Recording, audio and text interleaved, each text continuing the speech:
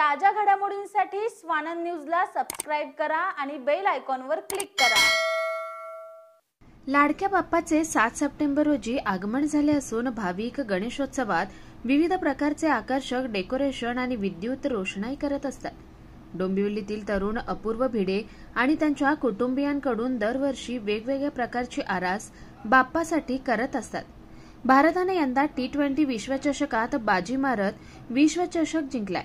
यासाठीच भिडे कुटुंबियांकडून यंदा लाडक्या बाप्पासाठी T20 वर्ल्ड कपची आरास करण्यात आली आहे। यात 1993 मध्ये भारताने कॅप्टन कपिल देव यांच्या मार्गदर्शनाखाली जिंकलेला विश्वचषक, 2011 मध्ये कॅप्टन महेंद्रसिंग धोनी यांच्या मार्गदर्शनाखाली जिंकलेला विश्वचषक आणि 2024 मध्ये रोहित शर्मा यांच्या मार्गदर्शनाखाली जिंकलेला T20 विश्वचषक यातील छायाचित्रांची आरास बाप्पांसाठी केली आहे। प्रथमेश वाघमारे, स्वानंद मीडिया, डोंबिवली।